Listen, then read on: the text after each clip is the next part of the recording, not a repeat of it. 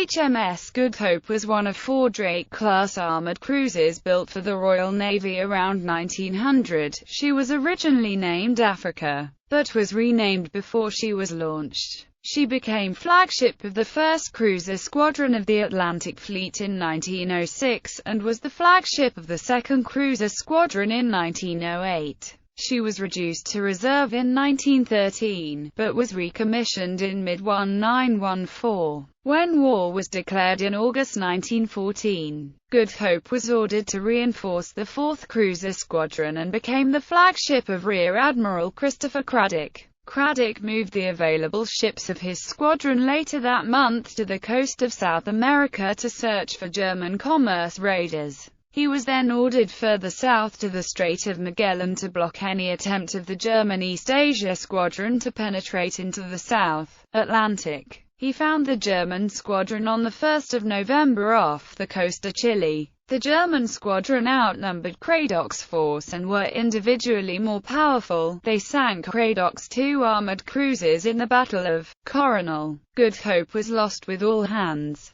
Design and description. Good Hope was designed to displace 14,150 long tons. The ship had an overall length of 553 feet 6 inches, a beam of 71 feet 4 inches and a deep draft of 26 feet 9 inches. She was powered by 2 4-cylinder triple-expansion steam engines, each driving 1 shaft, which produced a total of 30,000 indicated horsepower and gave a maximum speed of 23 knots. The engines were powered by 43 Belleville boilers. She carried a maximum of 2,500 long tons of coal and her complement consisted of 900 officers and enlisted men. Her main armament consisted of 2 breech-loading 9.2-INC HMKX guns in single-gun turrets, one each fore and aft of the superstructure. They fired 380-pound shells to a range of 15,500 yards.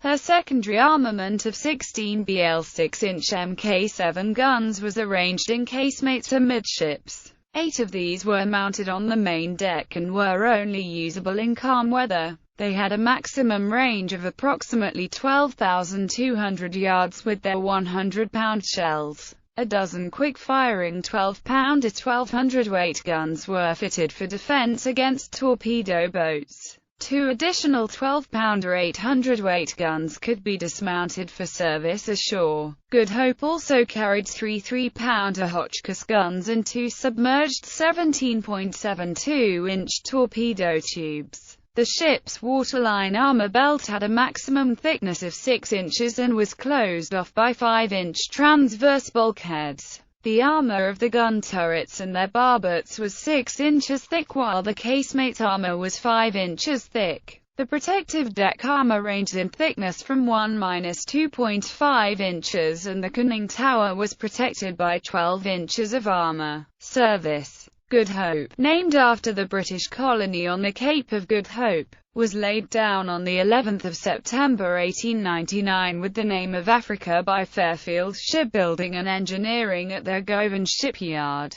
She was renamed Good Hope on the 2nd of October and launched on the 21st of February 1901. She arrived in Portsmouth to be completed and armed in late December 1901. In 1906 she became the flagship of the 1st Cruiser Squadron, Atlantic Fleet, and was the flagship of the 2nd Cruiser Squadron when she visited South Africa 2 years later. Good Hope was placed in reserve in 1913. Upon recommissioning in mid-1914, she was briefly assigned to the 6th Cruiser Squadron in August before being assigned to the 4th Cruiser Squadron to reinforce Craddock's forces. He transferred his flag to her because she was faster than his previous flagship.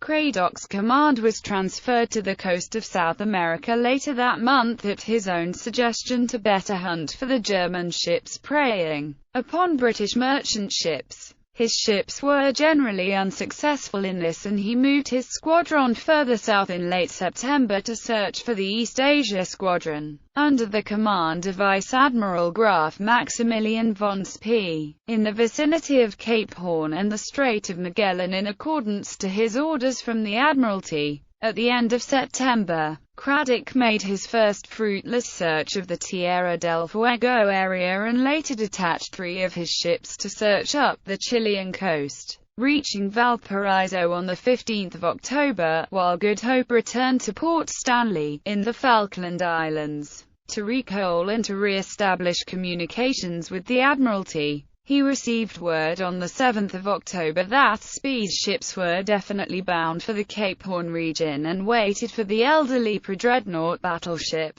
Canopus to reinforce his squadron. She was in poor mechanical condition when she arrived at Port Stanley and required time to make repairs. Good Hope sailed on the 22nd of October without her, going around Cape Horn, while Canopus and 3 colliers departed the following day, taking the shorter route through the Strait of Magellan. Battle of Coronel. Good Hope rendezvoused with the rest of the squadron at Valluna Roads in the remote Chonos archipelago of Chile on 27 October to recoal. They departed 2 days later, just as Canopus arrived, Craddock ordering the battleship to follow as soon as possible. He sent the light cruiser Glasgow to scout ahead and to enter Coronel, Chile to pick up any messages from the Admiralty and acquire intelligence regarding German activities.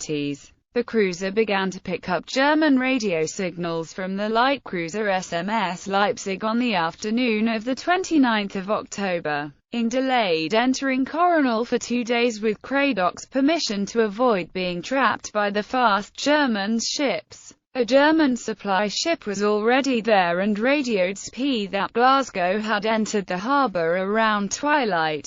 The cruiser departed on the morning of 1 November, but SPI had already made plans to catch her when informed of her presence the previous evening. Glasgow departed Coronel at 9:15 after having picked up the squadron's mail and rendezvoused with the rest of the squadron 4 hours later. Craddock ordered his ships to form line abreast with an interval of 15 nautical miles between ships to maximize visibility at 1350, and steered north at a speed of 10 knots. At 16:17 Leipzig spotted Glasgow, the easternmost British ship, to its west, and she spotted Leipzig's funnel smoke 3 minutes later. At 17:10 Craddock ordered his ships to head for Glasgow, the closest ship to the Germans. Once gathered together, he formed them into line astern, with Good Hope in the lead, steering southeasterly at 16 knots at 18:18. As the 16-21 cm guns aboard the armoured cruisers Scharnhorst and Gneisenau were only matched by the 2 9.2-INCH guns on his flagship,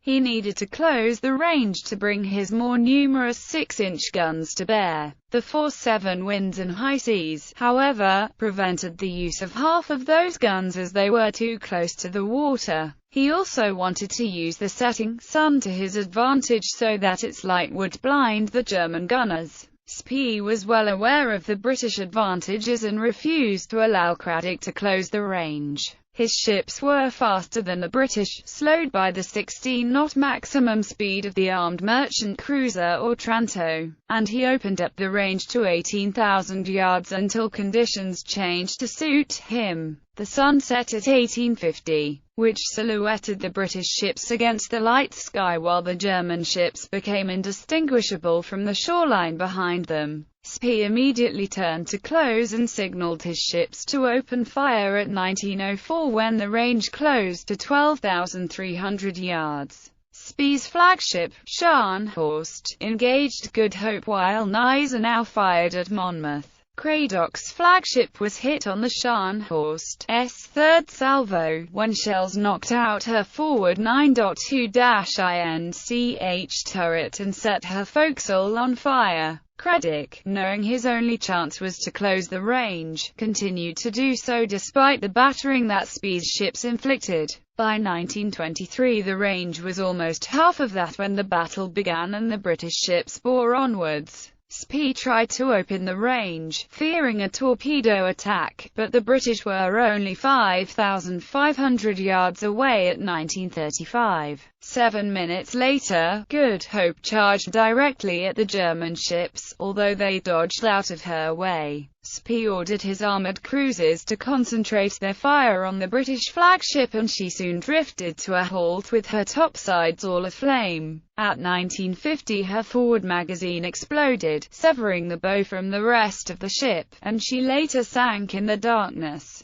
SPI estimated that his flagship had made 35 hits on Good Hope, suffering only 2 hits in return that did no significant damage and failed even to wound 1 crewman. Good Hope was sunk with all hands, a total of 919 officers and enlisted men. 4 of the midshipmen aboard the ship were the first casualties of the newly formed Royal Canadian Navy. Bibliography. Bennett, Geoffrey. Coronel and the Falklands. Berlin. ISBN 1-84158-045-7. Chesno, Roger and Kolesnik, Eugene M. eds. Conway's All the World's Fighting Ships 1860–1905. Greenwich. Conway Maritime Press. ISBN 0-8317-0302-4. Corbett, Julian. Naval Operations to the Battle of the Falklands. History of the Great War. Based on official documents I. London and Nashville, Tennessee. Imperial War Museum and Battery Press. ISBN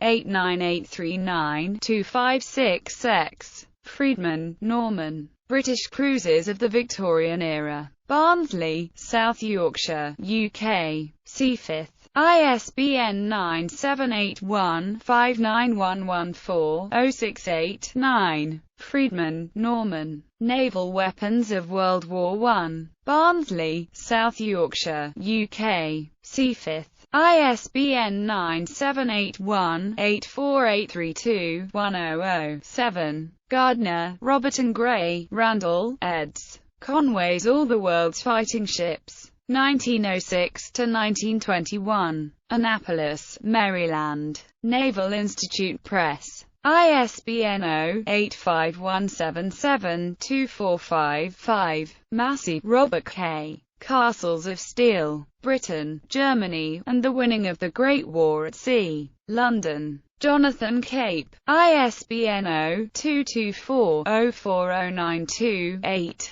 Silverstone, Paul H. Directory of the World's Capital Ships. New York. Hippocrene Books. ISBN 0-88254-979-0.